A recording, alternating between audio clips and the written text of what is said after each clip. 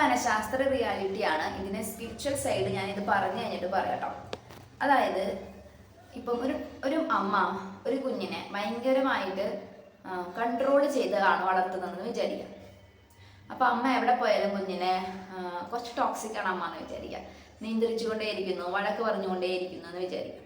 അപ്പം ആ കുഞ്ഞിൻ്റെ ബ്രെയിനിൽ അതൊരു ശീലമായിട്ടുണ്ട്. ഇതൊരു പാറ്റേൺ ക്രിയേറ്റ് ചെയ്തു. പാറ്റേൺ എന്ന് പറഞ്ഞാൽ ആവർത്തിച്ച് അതേ കാര്യം തന്നെ എക്സ്പീരിയൻസ് ചെയ്യുമ്പോൾ നമ്മളതിനെ അഡോപ്റ്റ് ചെയ്യുന്നു. നമ്മുടെ മൈൻഡ് അതനുസരിച്ചിട്ട് ഫോർമേഷൻ കിട്ടും, ട്രെയിൻഡ് ആവും.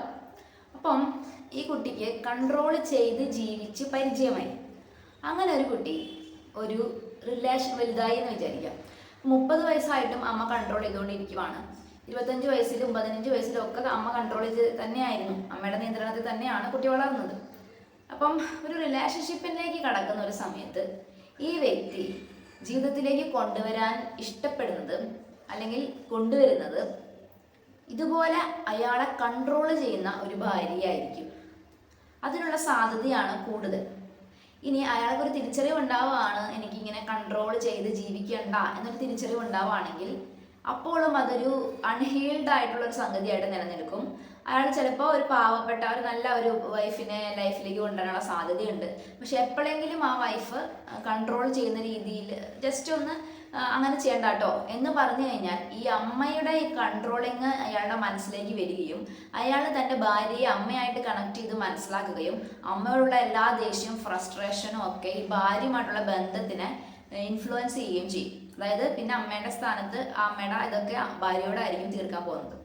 ഇനി അയാൾ ഇതിനെ പോസിറ്റീവായിട്ടാണ് എടുക്കുന്നതെങ്കിൽ വിവാഹശേഷവും തന്നെ കണ്ടിന്യൂസ് കൺട്രോൾ ചെയ്തുകൊണ്ടേയിരിക്കുന്ന ഒരു ഭാര്യയെ ലൈഫിലേക്ക് അട്രാക്ട് ചെയ്യാനുള്ള സാധ്യതയാണ് ഉള്ളത്.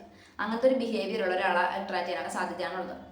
ടോക്സിക് ആയിട്ടുള്ള ഒരു ഫാമിലി ബാക്ക്ഗ്രൗണ്ടിൽ വളർന്നു വരുന്ന ഒരാളെ സംബന്ധിച്ചിടത്തോളം ടോക്സിക് ആയിട്ടുള്ള റിലേഷൻഷിപ്പുകളെ തന്നെ അയാൾ ലൈഫിലേക്ക് കൊണ്ടുവരുന്നു. അപ്പോൾ നമ്മൾ നമ്മുടെ അതേ മൈൻഡിൻ്റെ പ്രവർത്തനം അനുസരിച്ചിട്ടാണ് ആളുകളെ അട്രാക്ട് ചെയ്യുന്നത്. ഇപ്പം നിങ്ങൾ അൺഹീൽഡ് ആയ ഒരാളാണെന്ന് വിചാരിക്കും, നിങ്ങൾക്ക് ഹീലിംഗ് ആവശ്യമുണ്ട്, നിങ്ങളുടെ മനസ്സ് ഭയങ്കര മുറിവേറ്റ മനുഷ്യനാണെന്ന് വിചാരിക്കും. ഇപ്പം എൻ്റെ സുഹൃത്തുക്കളിൽ ഞാൻ ശ്രദ്ധിച്ചിട്ടുണ്ട്, എൻ്റെ ഒരു ബിഹേവിയർ പാറ്റേണിൽ ഇത്രയും നാൾ എൻ്റെ ലൈഫിൽ ഉള്ള സുഹൃത്തുക്കൾ മുഴുവനും ഒന്നെങ്കിൽ എൻ്റെ ഒരു സുഹൃത്തുണ്ട് വിവാഹം കഴിച്ചത് മൂലം ലൈഫിൽ ഒരുപാട് സ്ട്രഗിൾ ചെയ്ത ഒരു സുഹൃത്തുണ്ട്. അത് എൻ്റെ ലൈഫിൽ ഞാൻ അനുഭവിച്ചിട്ടുള്ളൊരു പ്രശ്നമാണ്. പിന്നെ ഒരുപാട് കോംപ്ലക്സുകളുള്ളൊരു സുഹൃത്താണ് എൻ്റെ ബെസ്റ്റ് ഫ്രണ്ട്. അപ്പം അവൾ ഈ നേരത്തിൻ്റെ പേരിലും കോൺഫിഡൻസ് ഇല്ലാത്തതിൻ്റെ പേരിലും ഒരുപാട് കോംപ്ലിക്കേഷൻസ് ഫേസ് ചെയ്യുന്ന ഒരാളാണ്. ഇങ്ങനെ എൻ്റെ സുഹൃത്തു വലയങ്ങളിലെല്ലാം എല്ലാ മനുഷ്യനും ഇംപെർഫെക്റ്റ് ആണ്. പക്ഷേ സെൽഫ് കോൺഫിഡൻസ് ഇല്ലാത്ത വോണ്ടഡ് ആയിട്ടുള്ള പ്രോബ്ലംസ് ഉള്ള മനുഷ്യന്മാരാണ് ഞാൻ എൻ്റെ ലൈഫുമായിട്ട് ചേർത്ത് നിർത്തുന്നത്. അപ്പം ഞാൻ ഇതുകൊണ്ട് ഉദ്ദേശിക്കുന്ന സ്പിരിച്വാലിറ്റി എന്ന് പറയുന്നത്, ഞാനൊരു കുറവുള്ള ആളായിരുന്നു, അതുകൊണ്ട് എനിക്ക് ഇംപെർഫെക്റ്റ് ആയിട്ടുള്ള മനുഷ്യന്മാരുമായിട്ട് കണക്റ്റായി നിൽക്കുമ്പോൾ ഒരു സമാധാനം കിട്ടുന്നു. അപ്പം ഇവിടെ വന്നു കഴിഞ്ഞപ്പം പൂനെയിൽ ഞാൻ വന്നു കഴിഞ്ഞതിന് ശേഷം ഞാൻ ഒരുപാട് കഴിവുള്ള മനുഷ്യന്മാരെ കാണുകയാണ്. അപ്പോൾ അവരുടെ ടാലൻറ്റും അവരുടെ സെൽഫ് കോൺഫിഡൻസും എനിക്ക് ഭയങ്കര അസ്വസ്ഥത ഉണ്ടാക്കാൻ തുടങ്ങി. കാരണം എനിക്ക് അവരുമായിട്ടൊന്നും എന്നെ കണക്ട് ചെയ്യാൻ പറ്റുന്നില്ല. കാരണം എനിക്ക് കോൺഫിഡൻസ് ഇല്ലാത്ത ആ സൊസൈറ്റി മാറ്റി നിർത്തിയ കുറവുകളുള്ള മനുഷ്യന്മാരെയാണ് ഇഷ്ടം. അപ്പോൾ ഈ കുറവുകളില്ലാത്ത മനുഷ്യന്മാരെ എനിക്ക്, അതായത് കുറവുകൾ എല്ലാവർക്കും ഉണ്ട്, എന്നാലും പൊതുവെ ബെറ്ററായിട്ട് ജീവിക്കുന്ന മനുഷ്യന്മാരുടെ എനിക്ക് എന്നെ കണക്ട് ചെയ്യാൻ പറ്റുന്നില്ല. പക്ഷേ പൂനെയിൽ വന്നു കഴിഞ്ഞതിന് ശേഷവും എൻ്റെ ആന്തരികമായ സൗഖ്യം നടന്നുകൊണ്ടേയിരുന്നു. കുറേ നാൾ കഴിഞ്ഞപ്പം എനിക്ക് മനസ്സിലായി, എൻ്റെ സൗഖ്യം പുരോഗമിക്കും തോറും, എൻ്റെ മനസ്സിൻ്റെ സൗഖ്യം പുരോഗമിക്കും തോറും ഹെൽത്തി ആയിട്ടുള്ള മനുഷ്യന്മാരെ ജീവിതത്തിൻ്റെ ഭാഗമായി നിർത്താൻ എനിക്ക് സാധിച്ചു. പക്ഷെ അവരുടെ കൂടെ നിൽക്കുമ്പോഴും ഞാൻ കുറച്ച് നെഗറ്റീവാണ്. കാരണം എനിക്കത് ശീലമില്ല. എനിക്ക് നെഗറ്റിവിറ്റി അട്രാക്ട് ചെയ്ത് മാത്രമേ ശീലമുള്ളൂ. അതായത് പ്രശ്നങ്ങളിലുള്ളവരെ മാത്രമേ എനിക്ക് കണക്ട് ചെയ്ത് നിർത്താൻ പറ്റുന്നുള്ളൂ. ബട്ട് ഇവരുടെ സഹവാസം, ഇവരുടെ മായിട്ടുള്ള എൻ്റെ ഇടപെടലുകൾക്ക് എന്നിലൊരു ഗ്രോത്ത് ഉണ്ടാക്കാൻ പറ്റി. അതായത് ഞാൻ കുറച്ച് വളരാൻ തുടങ്ങി, ഞാൻ കുറച്ച് പണം സമ്പാദിക്കുന്നതിനെ കുറിച്ചുള്ള അറിവ് കിട്ടി, എങ്ങനെ ഒരു ലൈഫിൽ ഉയർന്ന മേഖലയിലേക്ക് പോകാമെന്നുള്ളതിനെ കുറിച്ച് ചിന്തിച്ചു. അതായത് ഇവരോട് കൂടി ആയിരുന്നപ്പോൾ ഇവരുടെ ലെവലിൽ ഞാൻ ചിന്തിക്കാൻ തുടങ്ങി. ഇതൊരു സൈക്കോളജിക്കൽ റിയാലിറ്റിയാണ്, ബട്ട് ഇതിൻ്റെ സ്പിരിച്വൽ സൈഡ് ഡിഫറെൻ്റ് ആണ്. ഇപ്പോൾ നമ്മുടെ വിശുദ്ധരും നമ്മുടെ സ്പിരിച്വാലിറ്റിയിലേക്ക് വന്നിട്ടുള്ള മനുഷ്യരൊക്കെ ദരിദ്രരുടെ അടുത്തേക്കും എന്താ പറയുക കുഴപ്പങ്ങളുള്ള മനുഷ്യരുടെ അടുത്തേക്കും പാപികളുടെ അടുത്തേക്കും ഒക്കെയാണ് യേശു ക്രിസ്തു വരെ പോയത്. രോഗികളുടെ അടുത്തേക്കും ഒക്കെയാണ് പോയത്. എന്താ, ശിഷ്യന്മാരെല്ലാവരും കുഴപ്പക്കാരും കുറവുള്ളവരൊക്കെ ആയിരുന്നു. അത് തന്നെയാണ് ഞാനും നിലനിർത്താൻ ആഗ്രഹിച്ച ഒരു രീതി എന്ന് പറയുന്നത്. ബട്ട് നിങ്ങൾ അങ്ങോട്ട് പോകുന്ന സമയത്ത്, അതായത് നിങ്ങളെക്കാൾ കുറവുള്ള മനുഷ്യന്മാരെ താഴെ ലെവലിൽ ആരെയും ഞാൻ ഡിസ്റെസ്പെക്ട് ചെയ്യല്ല, ഞാനൊരു സൈക്കോളജി ഫാക്ട് പറയാൻ ശ്രമിക്കുകയാണ്. നിങ്ങളുടെ ആ കുറവുള്ള ഈ എപ്പോഴും പരാതി പറയുന്ന വിഷമങ്ങളുള്ള സങ്കടങ്ങളുള്ള മനുഷ്യന്മാരുടെ അടുത്തേക്ക് നിങ്ങൾ പോകുന്നതിന് മുമ്പ് നിങ്ങൾക്കൊരു മെൻ്റൽ സ്ട്രെങ്ത് ഉണ്ടായിരിക്കണം.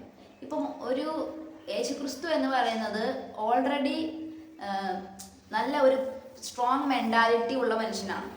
അപ്പം അദ്ദേഹം ഇപ്പോൾ ഫ്രാൻസിസ് അസീസി, അദ്ദേഹത്തിന് കൃത്യമായിട്ട് അറിയാം അദ്ദേഹം ആരാണെന്നുള്ളതിനെ കുറിച്ച്. അയാളിൽ തന്നെ കംപ്ലീറ്റ്നെസ് ഉള്ള ആളാണ്, ഹീലിംഗ് ആവശ്യമുള്ള ഒരാളല്ല. അതായത് അദ്ദേഹത്തിന് വിശുദ്ധൻ്റെതായിട്ടുള്ള സ്ട്രോങ് ഐഡൻറ്റിറ്റി ഉണ്ട്. അങ്ങനെയുള്ള ഒരാൾ ദരിദ്രരുടെ അടുത്തേക്കും കുറവുള്ളവരുടെ അടുത്തേക്കും ഒക്കെ പോകുമ്പോൾ അയാൾ ഗിവിങ് പൊസിഷനിലാണ് നിൽക്കുന്നത്. അതായത് അദ്ദേഹത്തിലുള്ള ഡിവൈനിറ്റിയുടെ സ്ട്രെങ്ത്തിൽ നിന്നും കരുണയും കരുതലും ഇപ്പം മദർ തെരേസ ഒക്കെ ചെയ്തപോലെ കൊടുക്കുകയാണ് ചെയ്യുന്നത്. കാരണം അവർ വളരെ സ്ട്രോങ് പേഴ്സണാലിറ്റി ഉള്ള ഒരാളാണ്. പക്ഷെ നമ്മളിൽ പലരും മുറിവേറ്റവരാണ്, മെൻ്റൽ സ്റ്റെബിലിറ്റി ഇല്ലാത്തവരാണ്, അതായത് ഹെൽത്തി മൈൻഡ് സെറ്റ് ഉള്ള ഒരാളല്ല. നിങ്ങളപ്പോൾ നിങ്ങളെക്കാളും കോംപ്ലിക്കേറ്റഡ് ആയിട്ടുള്ള ലൈഫ് സ്റ്റൈലുള്ള മനുഷ്യന്മാരുടെ അടുത്തേക്ക് പോകുന്ന സമയത്ത് പോകണ്ട എന്നല്ല, സുഹൃത്തുക്കളാക്കി വെക്കേണ്ട എന്നല്ല, നല്ലവർ മാത്രമായിട്ട് ഫ്രണ്ട്ഷിപ്പ് മതി, സമ്പന്നർ മാത്രമായിട്ട് ഫ്രണ്ട്ഷിപ്പ് മതി എന്നല്ല ഞാൻ പറയുന്നത്. മറിച്ച് അവരുടെ നെഗറ്റിവിറ്റി നിങ്ങളെ ഇൻഫ്ലുവൻസ് ചെയ്യാനായിട്ട് പാടില്ല. പക്ഷെ ഒരാൾ ദരിദ്രനായിട്ട് ജനിക്കുന്നത് അയാളുടെ കുഴപ്പമൊന്നുമല്ല. നിങ്ങൾ അയാളോട് നല്ല രീതി, ഇപ്പം എനിക്ക് എൻ്റെ ഒരു സുഹൃത്തുണ്ട്, അവൻ വളരെ റിച്ചാണ്, കോടിക്കണക്കിന് പൈസ ഉള്ള ഒരു മനുഷ്യനാണ്. അവൻ നമ്മളെ വീട്ടിലോട്ട് വരികയും സംസാരിക്കുകയൊക്കെ ചെയ്യുന്നു. ബട്ട് അവനെ എൻ്റെ ഫിനാൻഷ്യൽ ക്രൈസിസോ എൻ്റെ ദാരിദ്ര്യമോ അവനെ ഇൻഫ്ലുവൻസ് ചെയ്യില്ല. കാരണം അവൻ ഓൾറെഡി സ്ട്രോങ് പേഴ്സണാലിറ്റി ഉള്ള ആളാണ്. പക്ഷെ അവൻ്റെ സമ്പന്നത, അവൻ്റെ പോസിറ്റിവിറ്റി എന്നെ ഇൻസ്പയർ ചെയ്യുവാണ്. കാരണം വാവ്, എന്തൊരു സമ്പന്നനായിരുന്നിട്ടും എന്ത് ബെറ്റർ ആയിട്ടാണ് അയാൾ ജീവിക്കുന്നത്. അതോടുകൂടിയാണ് എനിക്ക് സമ്പന്നരോടുള്ള എൻ്റെ നെഗറ്റീവ് അപ്രോച്ച് എൻ്റെ മാറിയത്. അപ്പം അതിന് കാരണമായത് ഒരു സമ്പന്നം തന്നെയാണ്. അപ്പോൾ ദരിദ്രത്തിലിരിക്കുമ്പോൾ നമുക്ക് സമ്പന്നരോടൊക്കെ ഒരു പുച്ഛം, രോഗത്തിലിരിക്കുമ്പോൾ ആരോഗ്യമുള്ളവരോട് നമുക്ക് സ്വീകരിക്കാൻ പറ്റുന്നില്ല, മുറിവേറ്റിരിക്കുമ്പോൾ സൗഖ്യമുള്ള മനുഷ്യനെ നമുക്ക് സ്വീകരിക്കാൻ പറ്റുന്നില്ല. ഈ പാറ്റേണിനെ നിങ്ങൾ ബ്രേക്ക് ചെയ്യണം. ഞാൻ വീണ്ടും പറയുന്നു, ഞാൻ കുറവുള്ള മനുഷ്യന്മാരെ ചേർത്ത് നിർത്തും. എനിക്ക് പാപികളോടും ദരിദ്രരോടും ഇല്ലാത്തവരോടും സമൂഹം മാറ്റി നിർത്തുന്നവരോടും കരുണ കാണിക്കുക എന്നുള്ളത് തന്നെയാണ് എൻ്റെ വിളി. ബട്ട് അതിന് എനിക്കൊരു സ്ട്രോങ് മൈൻഡ് സെറ്റ് വേണം. ഇനി അതിൻ്റെ അർത്ഥം ഹെൽത്തി ആയിട്ടുള്ള മനുഷ്യന്മാരെ ലൈഫിലേക്ക് കൊണ്ടുവരില്ല എന്നോ, നല്ല റിലേഷൻഷിപ്പുകളെ അവോയ്ഡ് ചെയ്യണമെന്നോ, സമ്പന്നരെ അവോയ്ഡ് ചെയ്യണമെന്നോ, അല്ലെങ്കിൽ മെൻ്റൽ ഹെൽത്ത് ഉള്ളവരെ അവോയ്ഡ് ചെയ്യണമെന്നോ, ഒരു പോസിറ്റീവ് പേഴ്സണാലിറ്റി ഉള്ളവരെ ജീവിതത്തിലേക്ക് കൊണ്ടുവരുന്നോ ഒന്നുമല്ല.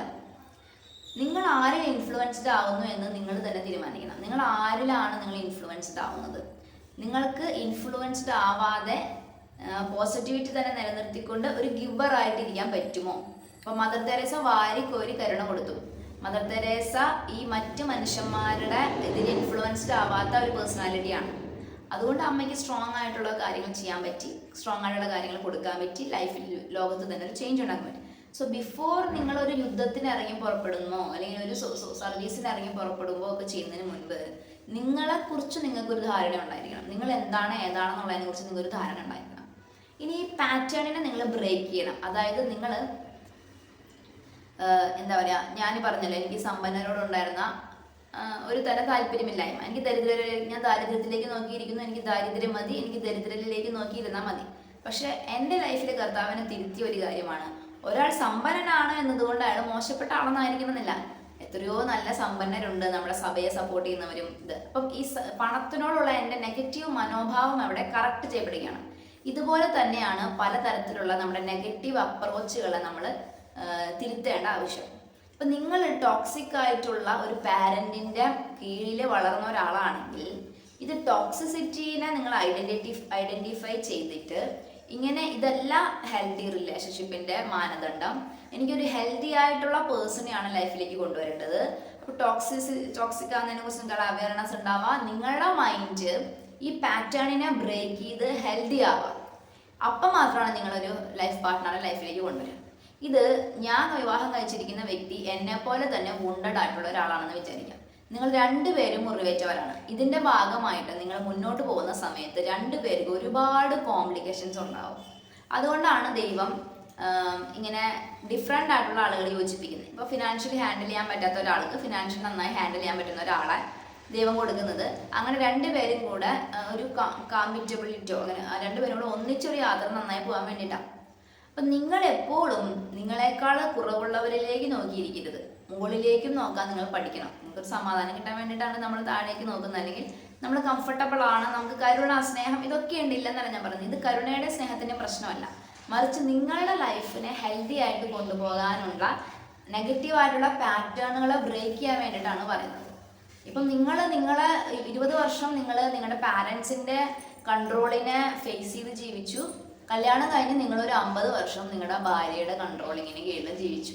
എന്തുണ്ടായപ്പോൾ ആർക്ക് എന്ത് ഉപകാരം ഉണ്ടായത്? So break the pattern. നിങ്ങളുടെ ബ്രെയിൻ അഡോപ്റ്റ് ചെയ്തിരിക്കുന്ന തെറ്റായ കാര്യങ്ങളെ മനസ്സിലാക്കി തിരുത്തുക, അൺലേൺ ചെയ്യുക. ഇതൊക്കെയാണ് ശരി. എന്നെ വഴക്ക് പറയുന്ന ഒരു ഭാര്യ വഴക്ക് പറയുന്നതാണ് എനിക്കിഷ്ടം. എൻ്റെ അമ്മ അങ്ങനെയായിരുന്നു. അപ്പം അമ്മ എന്നെ എപ്പോഴും വഴക്ക് പറയുമായിരുന്നു. അപ്പം ഞാൻ കല്യാണം കഴിക്കുമ്പോൾ ഞാൻ ആഗ്രഹിക്കുന്നത് എന്നെ എപ്പോഴും വഴക്ക് പറഞ്ഞ് പ്രൊട്ടക്ട് ചെയ്യുന്ന ഒരാളെ തന്നെയാണ്. ബേസിക്കലി ഏകദേശം എൻ്റെ അമ്മയുടെ പോലെയുള്ളൊരു എന്നെ കറക്റ്റ് ചെയ്തുകൊണ്ടിരിക്കുന്ന ഒരാളെ തന്നെയാണ് ഞാനും എൻ്റെ ലൈഫിലേക്ക് കൊണ്ടുവരുന്നത്. പക്ഷെ ഞാൻ ഈശോയിലേക്ക് വരികയും ഞാൻ ഈശോയിലൂടെ ആയിരിക്കുകയും ചെയ്യുന്ന സമയത്താണ് യേശുവിൽ നിന്നുമാണ് എനിക്ക് ഹീലിംഗ് കിട്ടുന്നതും എനിക്ക് എന്നെ പോസിറ്റീവായിട്ട് പറയുന്ന ഒരു ദൈവത്തെ ഞാൻ എക്സ്പീരിയൻസ് ചെയ്യുന്നതും എൻ്റെ ലൈഫിൽ പോസിറ്റിവിറ്റി വരുന്നതും. അപ്പം നമുക്ക് അറിവില്ല ഇതിനെക്കുറിച്ച്. അതുകൊണ്ടാണ് നമ്മൾ നെഗറ്റീവായിട്ടുള്ള മനുഷ്യന്മാരെ നമ്മുടെ ലൈഫ് പാർട്ട്ണറായിട്ട് ഉൾപ്പെടെ നമ്മുടെ ലൈഫിലേക്ക് കൊണ്ടുവരുന്നത്. പിന്നെ ഇത് വൈകി തിരിച്ചറിവ് ഉണ്ടായിട്ടൊന്നൊരു ചിലപ്പോൾ നിങ്ങൾക്കൊന്നും ചെയ്യാൻ പറ്റാത്ത സിറ്റുവേഷനിൽ വരും. So break the wrong patterns, unlearn ചെയ്യുക, പഠിച്ച കാര്യങ്ങളെ തിരുത്തി പഠിക്കുക. നിങ്ങൾക്ക് ഹെൽത്തി ആയിട്ടുള്ള കാര്യങ്ങൾ ഇറ്റ്സ് റൈറ്റ്സ്. അത് നിങ്ങൾ ദാരിദ്ര്യത്തെ സ്നേഹിച്ചുകൊണ്ടിരുന്നത് നിങ്ങൾ ദരിദ്രത തന്നെയാകും. ദാരിദ്ര്യത്തെ സ്നേഹിക്കേണ്ടെന്നല്ല, പക്ഷെ നമ്മളൊരു സന്യാസ ജീവിതം നയിക്കുന്ന ആളല്ല.